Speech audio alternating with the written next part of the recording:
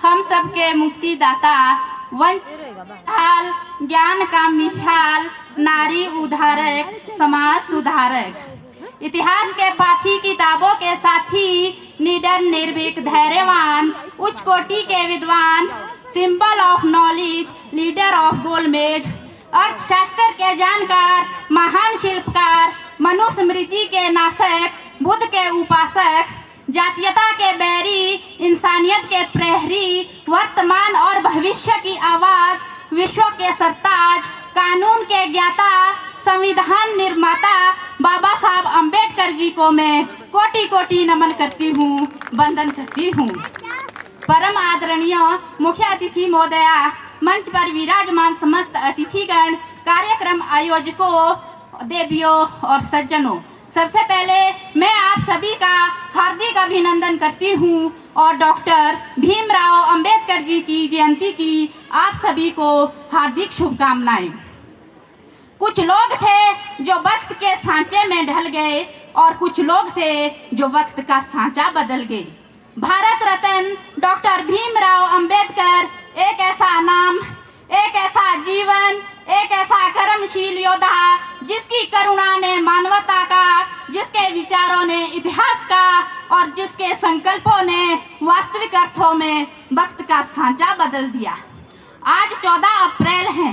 आज का यह दिन वो दिन है जिस दिन इस धरती पर एक ऐसे महान और प्रतिभाशाली महामानव का जन्म हुआ जिन्होंने इस देश के लिए और जनमानस के लिए अपना सारा जीवन कुर्बान कर दिया। एक ही सपना, एक ही लक्ष्य और एक ही प्रण लेकर चलने वाले उस शख्सियत का नाम था डॉक्टर भीमराव अंबेडकर। ये नाम जब भी लिया जाता है तो देश प्रेम की भावना जागृत करता है, अभिमान पैदा करता है और परोपकार की इच्छा शक्ति पैदा करता है। डॉक्टर भीमराव अंबेडकर जी को अपने जीवन में अनेक कठिनाइयों का सामना करना पड़ा, लेकिन उन्होंने अपनी शिक्षा को नहीं त्यागा। उनका कहना था कि शिक्षा वो शेरनी का दूध है जो जितना पिएगा वो उतना ही दहाड़ेगा। उन्होंने स्वयं अपनी शैक्षणिक योग्यता और प्रतिभा से ही अपना वजूद बनाया। उच्च शिक्षा के बल पर ही वो दलितों, पीड़ितों, मजदूरों और महिलाओं के हितों के लिए कुछ कर पाए।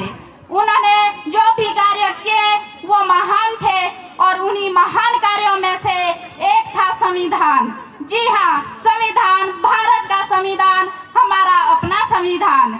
किसी देश में अगर कानून व्यवस्था ना हो तो वह देश कैसे आगे बढ़ सकता है। हर जगह जुल्म सितम का राज कायम हो जाएगा और इसलिए हमें जरूरत थी कानून की और न्याय प्रणाली की, और इस कार्य को अंजाम दिया हमारे प्यारे बाबा साहब अंबेडकर जी ने।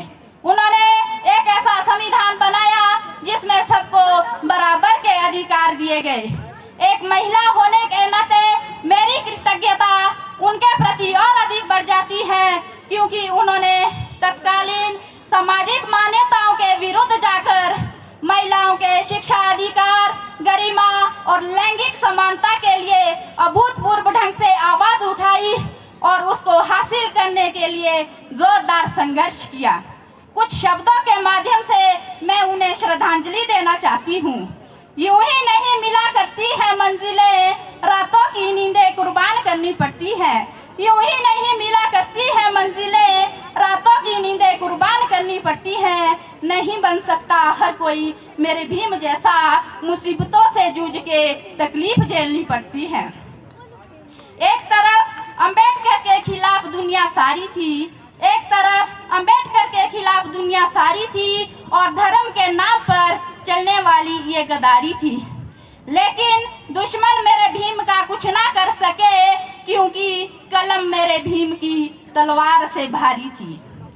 अपना अपना विवेक होता है, नहीं काबिल हर एक होता है।